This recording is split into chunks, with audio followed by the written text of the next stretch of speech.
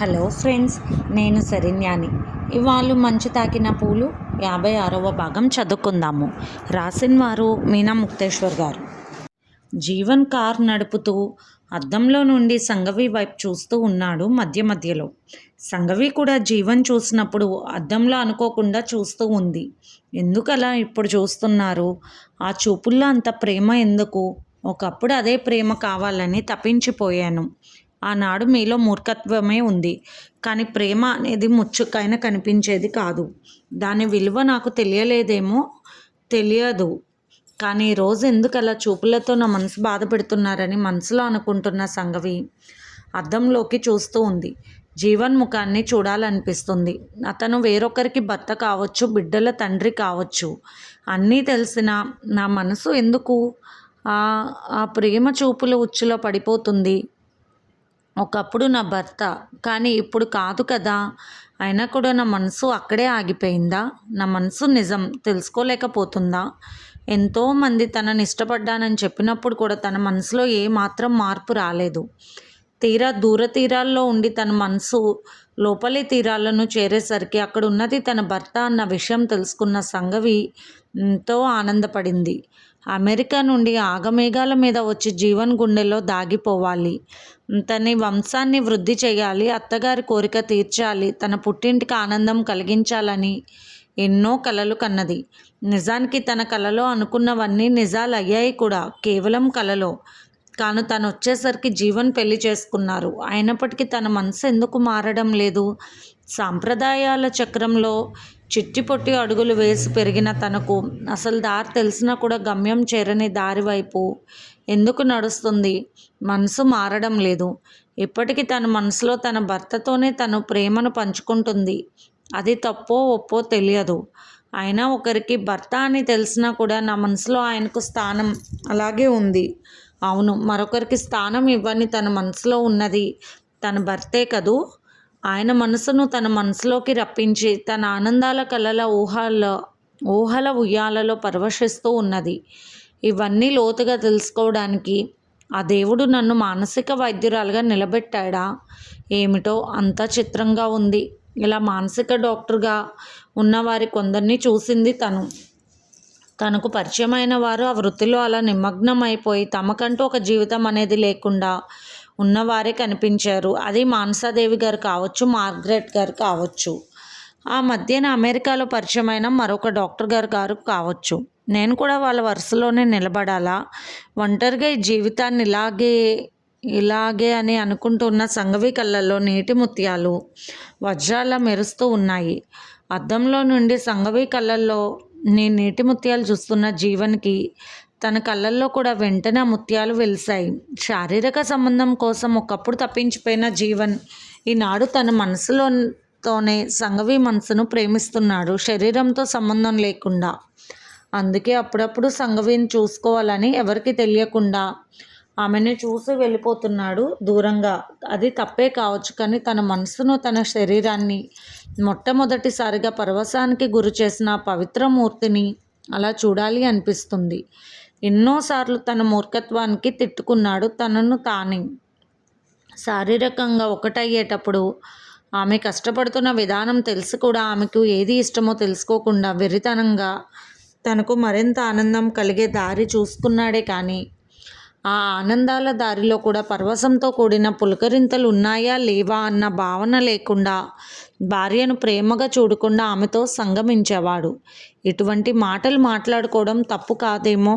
ఒకప్పుడు ప్రశ్నలు అడగాలి అన్నా, తెలుసుకోవాలన్నా కూడా తప్పేమో అనిపించేది. ఎవరికి తెలిసిన దారిలో వారు సుఖపడుతూ ఉండేవారు.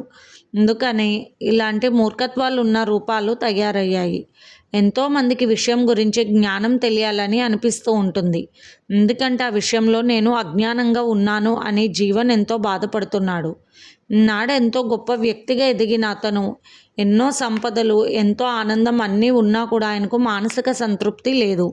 ఒకప్పుడు కలయిక మాత్రమే సుఖం అనుకున్న వెర్రితనంలో ఉన్న జీవన్కి ఏ బాధ తెలియలేదు. ఇష్టానురీతిగా ఆనందాలు అనుభవించాడు. అవును, జీవితంలో తన సంతోషం తనే చూసుకునే వ్యక్తి దారిలో ఉన్నప్పుడు, పక్కవారి విషయాలు ఏమీ తెలియనప్పుడు ఎంతో ఆనందంగా ముందుకి ఎగురుకుంటూ వెళ్తాడు. కానీ ఆ దారిలో నిజమంటూ ఒకటి ఉంది, రుజువు అంటూ తెలిసాక అప్పుడు మొదలవుతుంది అసలైన బాధ. అదే అసలైన మనసు. ఆ మనసుకి సంతృప్తి లేదు. ఇప్పుడు నాకు అని బాధపడుతున్నాడు జీవన్. నిజాన్ని తెలుసుకున్న మనసులో తను ఎంత తప్పు చేశాడో అని బాధపడుతూ ఉంటాడు అప్పుడప్పుడు. తన తప్పును ఎవరికీ చెప్పుకోలేడు.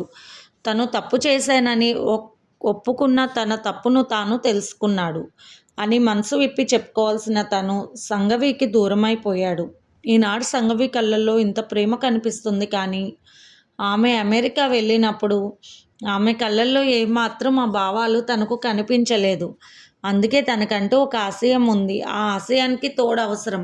తనను కనిపెంచిన తల్లికి మానసిక ఆనందం అవసరం చివరి రోజుల్లో. అందుకే తన జీవితంలో ఒక కొత్త నిర్ణయాన్ని నిర్ణయించుకున్నాడు. తనలాంటి మగవాళ్ళెందరో ఉన్నారు, అవును. కానీ తను నడిచిన దారి తప్పు అని ఎన్ని వేల సార్లు చెంపలు వేసుకున్నా కూడా తను తప్పు తీరేది కాదు అని తనకు తెలుసు. ఆఖరికి సంఘవి మనసు మారడానికి ఆమె పాదాలు కూడా పట్టుకుని తన గుండెల్లో కొద్ది స్థానాన్ని ఇవ్వమని, మానసిక పేషెంట్గా అయినా సరే ఒక చిన్న స్థానం ఇవ్వమని బతిమాలాలని ఎన్నోసార్లు వేదన పడ్డాడు. కానీ ఎందుకో ఆమె గొప్ప గుణానికి, ఆమె యొక్క ప్రతిభకు తను తగినవాడు కాదని అనిపించింది. సహన మాట్లాడుతూ ఏమిటో మౌనంగా వెళ్తున్నట్లుంది అన్నది సహన. అదేమీ లేదు సహన అన్నది సంఘవి. అప్పుడే అద్దంలో ఒకసారిగా తన వైపు చూస్తున్న జీవన్ కళ్ళల్లో ఆమె కళ్ళు కలుసుకున్నాయి. ఒక క్షణం అలా నిలిచి ఉన్నాయి. విధి ఎంత విచిత్రమైనది. ఒకప్పుడు అతను ఎప్పుడు తనను గదిలోకి రమ్మంటాడో అని భయంతో తన్ని కళ్ళల్లోకి చూడలేక భయంగా ఒక పక్కనే ఉండేది. అప్పుడు అతను తన శరీర సుఖం కోసం తనను ఇలా హింస పెడుతున్నాడు అనుకున్నదే కానీ ఆ సుఖంలో ఆనందం ఉందని, అది తనకు కూడా కావాలనిపిస్తుందని ఈనాడు తెలిసింది. భగవంతుడా, నా జీవితాన్ని మళ్ళీ నాకు తిరిగి ఇవ్వవా అని ఒక్కసారిగా పైకి లేచి అరవాలనిపించింది సంఘవికి. కానీ అరవలేదు. తనొక్క గొప్ప స్థానంలో ఉంది. అంతేకాదు తన స్థానం ఏమిటో తనకు తెలిసినదే. అందుకే మౌనంగా ఉండడమే మంచిది. కానీ నా మనసు వినడం లేదు. నా కళ్ళు జీవన్ని చూడాలనుకుంటున్నాయని అనుకుంటూ ఉన్నది సంఘవి. జీవన్ ఆలోచిస్తూ, సంఘవి, నువ్వు మరొక అమ్మాయితో ఈ ఫంక్షన్కి వస్తున్నావని తెలుసుకుని ఒకవేళ నువ్వు ఒంటరిగా ఏదైనా ఇబ్బంది పడతావేమో అని కావాలని నేను అటుగా వచ్చాను. కానీ నీకు అలా చెప్పలేను. చెప్పే అర్హత నాకు లేదు. నాడు నీ ఇంటి గేటు మీద ఉన్న వాచ్మ్యాన్కున్న అధికారం కూడా నాకు లేదు. నా దేవతను నేనే పోగొట్టుకున్నాను సంఘవి అని మనసులో అనుకున్న జీవన్ కళ్ళల్లో నీళ్ళు కళ్ళల్లోనే ఎండిపోతూ ఎడారిలో సూర్యుడు రగులుతున్నట్టుగా ఎర్రగా మారిపోయాయి. అప్పుడే సిటీలోకి ఎంటర్ అయ్యాం. ఇక కాసేపటికి తన హాస్పిటల్ ముందు తను దిగుతుంది. జీవన్ వెళ్ళిపోతారనుకున్న సంఘవి మనసు జీవన్కి తెలియకుండా తన మనసుతో తడుముతూ ఉన్నది. జీవన్ని ఒకప్పుడు అతను అంటే భయం. ఇప్పుడు తనను గుండెల్లో దాచుకోవాలనిపిస్తుంది. అప్పుడు తనకు భయం, ఇప్పుడు తనకు స్థానమే లేదు. ప్రపంచమే మర్చిపోయే ప్రేమ క్షణాలు తనకి కావాలనిపించిన క్షణంలో ఆ ప్రేమ దూరం అయిపోయింది అనుకుంటున్న సంఘవి కళ్ళు తుడుచుకుంది. సంఘవి, ఏమైనా బిస్కెట్స్ కానీ డ్రింక్స్ కావాలా అన్నాడు జీవన్. లేదు, అన్నీ ఉన్నాయి సార్ అన్నది సంఘవి. సార్ అని పిలవకు సంఘవి, నా మనసు ముక్కలు చేసినట్లుంది అనుకున్నాడు జీవన్. మిమ్మల్ని సార్ అనాల్సిన పరిస్థితి నాకు వస్తుందని నేను అనుకోలేదు. నిజానికి మానసాదేవి గారు ఇక్కడ ఉంటే ఏ ప్రాంతాల్లో లేకుండా నేను ఇతర దేశాలు వెళ్ళిపోయేదాన్ని. మార్గరెట్ గారు చెప్పిన హాస్పిటల్లో వర్క్ చేసేదాన్ని. కానీ పరిస్థితులన్నీ ఒక్కసారిగా తలకిందులు అయిపోయాయి. తను జీవితంలో ఏమీ సాధించలేదనుకున్నప్పుడు అన్నీ తనతో ఉన్నాయి. కానీ అన్నీ సాధించాక ఏది తనకు లేదు. ఏది అంటే జీవన్నే నా ప్రపంచం అనుకుని రెక్కలు కట్టుకుని వచ్చాను కదూ, అందుకే అన్నీ ఆయనే అనుకున్నాను. అందుకే ఆయనే దూరం అయ్యేసరికి అన్నీ పోగొట్టుకున్నట్లు అనిపిస్తుంది అనుకుంది సంఘవి. సహనా సంఘవి ఇద్దరూ దిగారు. థ్యాంక్ యూ సార్ అని చెప్పింది సంఘవి. సహనా కూడా చెప్పింది. ఏమీ అనలేని పరిస్థితి జీవన్లో నిలిచి బాయ్ అని చెప్పి బయలుదేరాడు జీవన్. రూమ్లోకి వచ్చిన సహనా పాపను తీసుకొచ్చింది లోపలికి. పాప చక్కగా నిద్రపోయింది. పాపను చూసిన సహనాకు ఆనందంగా అనిపించింది. సహనాలో అటువంటి మార్పు కావాలని తీసుకువెళ్ళింది సంఘవి. ఇంతలో సహనాకు ఫోన్ వచ్చింది. ఏ సమయంలో ఫోన్ ఎవరు సహనా అన్నది సంఘవి. ఇందాక జేమ్స్ గారు నెంబర్ తీసుకున్నారు. ప్లే స్కూల్ గురించి అని చెప్పారు కదక్క అంటూ ఫోన్ లిఫ్ట్ చేసింది సహనా. అదే రూమ్కి చేరుకున్నారా లేదా అని చేశానంతే అంటూ సమయం చూసుకుని ప్లే స్కూల్ దగ్గరకు రండి అని చెప్పాడు జేమ్స్. ఫోన్ పెట్టేసింది సహనా. చిత్రంగా అనిపించింది సంఘవికి. తనను కావాలనుకున్న వారికి వెంటనే మనసు మారుతుంది, ఇంకొకరి మీదకు మల్లుతుంది. కానీ తన మనసు ఎందుకు మారడం లేదు? తనలో ఉన్నది నిజమైన ప్రేమ అని తను స్పష్టంగా తెలుసుకుంది ఈనాడు. ఎవరికి వారు తనని ఇష్టపడుతున్నానని చెప్పిన వారు త్వరగానే ఇంకొకరి వైపుకు మళ్ళీపోయారు. ఇప్పుడు ఫోన్ చేసిన జేమ్స్ కనీసం సంఘవి ఎలా ఉంది అని కూడా ప్రశ్నించకుండా, తనతో మాట్లాడకుండా క్షేమంగా చేరారా అని ఫోన్ పెట్టేయడం కొంచెం ఎందుకో బాధ కలిగింది సంఘవికి. ఈ మనసు మైనంలాగా ద్రవరూపంగా ఉంటే చాలా ఇబ్బంది. అన్ని బాధలు మనసుకు చుట్టుకుపోతూ ఉంటాయి. ఏదో ఒక వ్యాపకం అనే ముసలో పడిపోయినప్పుడు ఘనీభవించి దానికొక ఆకారం వస్తుంది. అదే ఇష్టమైన మనసుల కలయిక. ఇక అప్పుడు ప్రేమ అచ్చుగా మారిపోతుంది. అది సుస్థిరం చేసుకుంటుంది. భగవంతుడా, నా మనసుని మార్పు అని మనసులో అనుకున్న సంఘవి అలాగే మంచం మీదకు వాలిపోయింది.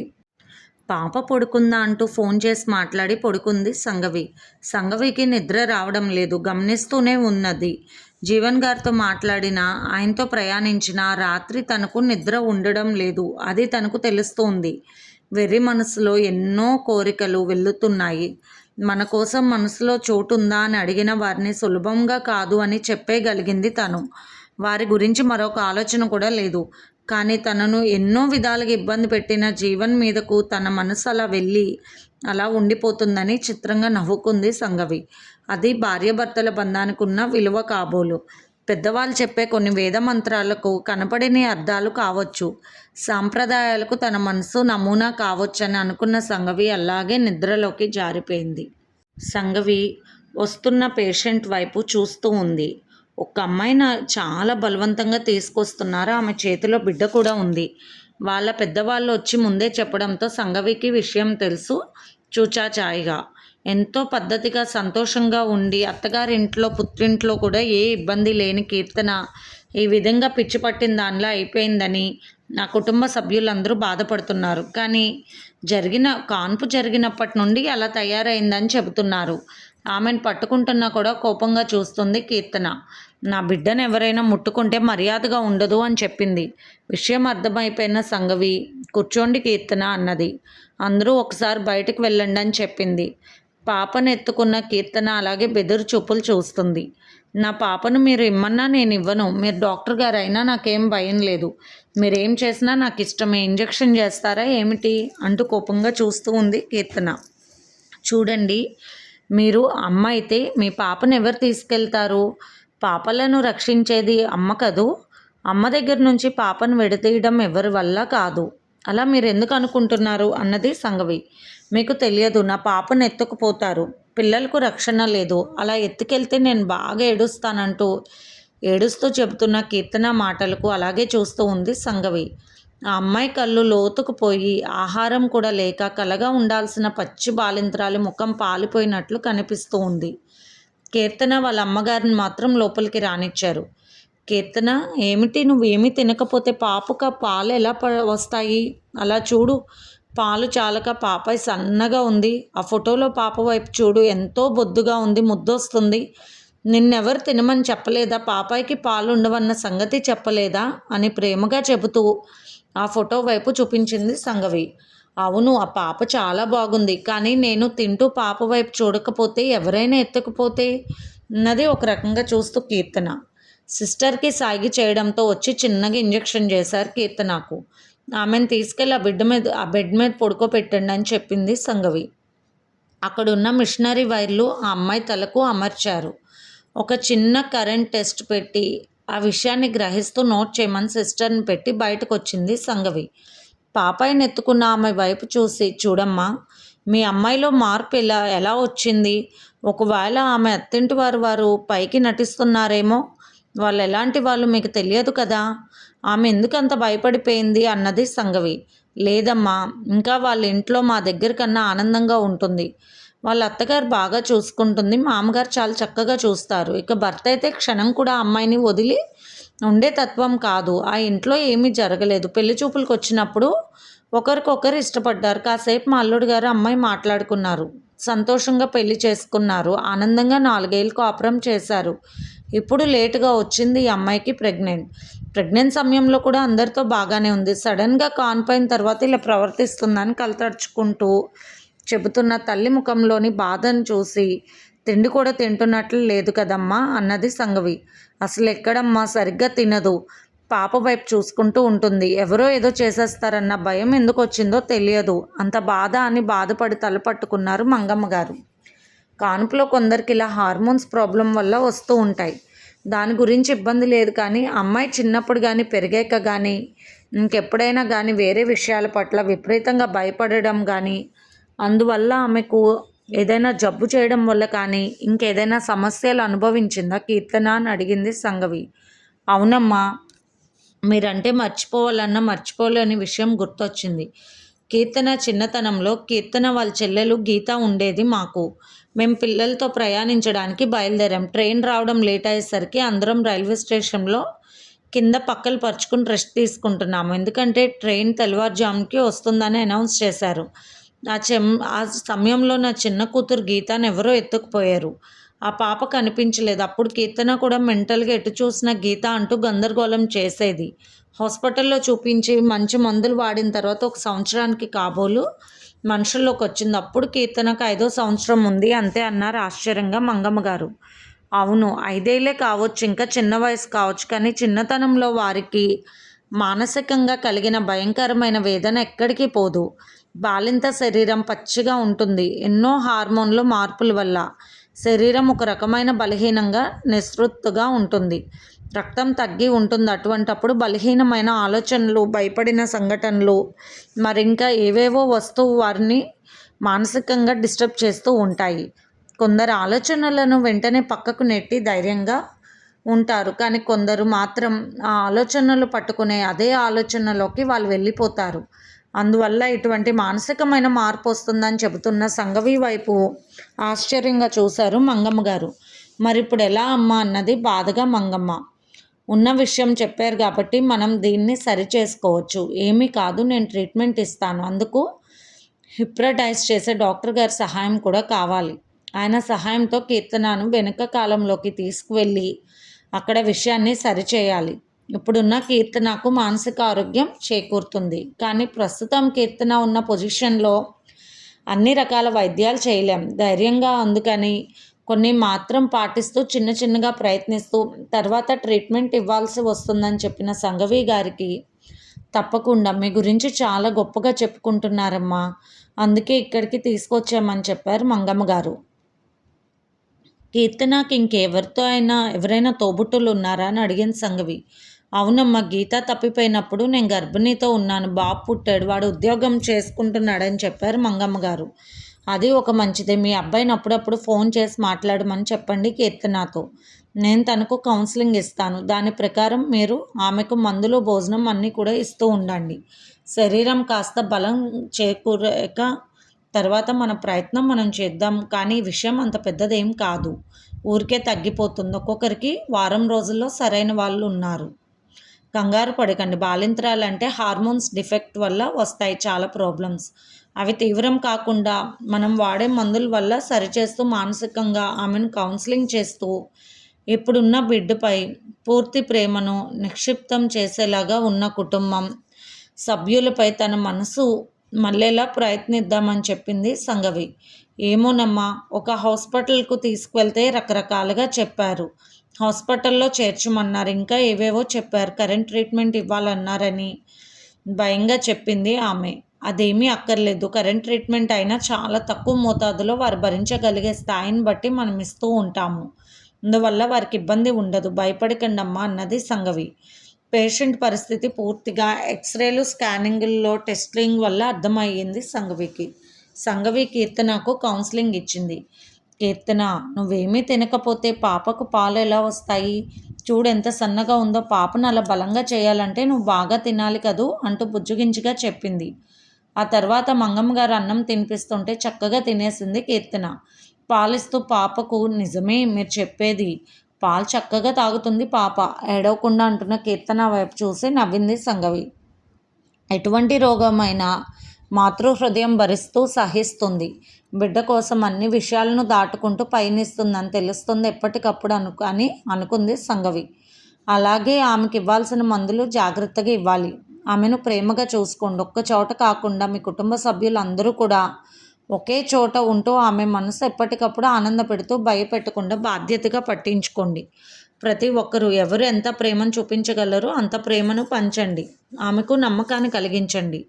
ఆ తర్వాత ఆమె మనసులో ఉన్న అనుమానాలను మేము దూరం చేస్తామని చెప్పారు సంగవి. కీర్తన భర్తకు కూడా విషయం చెప్పింది. మీరు చాలా ప్రేమగా ఉండాలి. విసిరు కొట్టినా, ఇంకో రకంగా మాట్లాడినా, ఇంకా రకరకాలుగా చేసినా అసలు ఏమీ పట్టించుకోవద్దు. కేవలం పాప జాగ్రత్త అని మీరు కూడా చెప్పినట్లు చెయ్యండి. ఆ పాపను అడగకండి, తనిచ్చే వరకు తీసుకోకండి. ఇప్పుడు నేను ఇచ్చిన మాత్రలు కాస్త మత్తుగా ఉంటాయి కాబట్టి బిడ్డను సంరక్షించుకోవడం కష్టమేమీ కాదు. ఒకరి తర్వాత ఒకరు అందరూ కూడా సంరక్షించుకోవచ్చు. ముఖ్యంగా ఏ విషయంలో అయినా తల్లి ఆరోగ్యాన్ని మాత్రం మీరు దృష్టిలో పెట్టుకోవాలంటూ కీర్తన కుటుంబ సభ్యులకు వివరంగా చెప్పింది సంగవి. కీర్తన భర్త కూడా మంచి వ్యక్తి అని అర్థమైంది సంగవికి. ఏమాత్రం ఇబ్బందులున్నా ఫోన్ చేసి చెప్పండి. ప్రతి విషయాన్ని తనకి ఏదైనా నాతో మాట్లాడాలనిపించేటట్లు చెయ్యండి. అప్పుడప్పుడు నేను ఫోన్లో తనతో మాట్లాడుతూ ఉంటాను, ఇబ్బంది ఉండదు అంటూ కొన్ని ముఖ్యమైన విషయాలు చెప్పింది సంగవి. తప్పకుండా మేడం అంటూ కీర్తన భర్త కూడా అంగీకరించి కీర్తనను తీసుకుని వెళ్ళారు మనశ్శాంతిగా, కొంతవరకు భయం తగ్గించుకుని. సహన పొద్దున్ననగా వెళ్ళింది పాపను తీసుకుని. జేమ్స్ వాళ్ళ స్కూల్ దగ్గర అంటూ పాపను అక్కడే డే కేర్ సెంటర్లో ఉంచి తన పనులు తను చేస్తూ సాయంత్రానికి వస్తుంది సహన. ఆమె భోజనం ఏర్పాట్లు, బిడ్డకు కావాల్సినవన్నీ జేమ్స్ వాళ్ళ అమ్మగారు బాగా పట్టించుకుంటున్నారని అర్థమవుతుంది.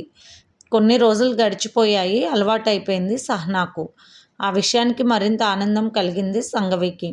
సహన విషయంలో ఇక తను పట్టించుకోవాల్సింది ఏమీ లేదు. ఇప్పుడిప్పుడే సహన ముఖంలో కొంచెం కొంచెం తేడా వస్తుంది. తేజస్ కనపడుతుంది. సమీర్ విషయాన్ని కొద్ది కొద్దిగా మర్చిపోతుంది. మనిషికి భగవంతుడు ఇచ్చిన వరం మరుపు. ఆ మరుపు అనేది లేకపోతే జీవితంలో గెలుపు అనేది ఉండదు. సమీర్ తన విషయంలో ఘోరం జరిగినప్పుడు ఎంతో బాధపడ్డాడు. ఎంతో సహాయం చేశాడు తన విషయంలో, తన తమ్ముడికి అన్న తమ్ముడిలాగా. అటువంటి వాడి భార్యకును బిడ్డను ఒక మంచి దారికి చేర్చడం తమ బాధ్యత అనుకుంది సంగవి. సతీష్ కూడా అన్ని విషయాలు తెలుసుకుంటూ ఉన్నాడు. సమీర్ చావు వెనుకున్న వ్యక్తులను తెలుసుకున్నాడు. ఆ రోజు సంగవితో మాట్లాడాలి ఆ విషయం గురించి అని బయలుదేరాడు సతీష్. ఇది ఫ్రెండ్స్ ఇవాల్టి ఎపిసోడ్. రేపు ఇంకొక ఎపిసోడ్తో మేము ముందుకు వస్తాను. మీకు కనుక స్టోరీ నచ్చినట్లయితే ఛానల్ని లైక్ చేసి షేర్ చేసుకొని సబ్స్క్రైబ్ చేసుకోండి. ఉంటాను.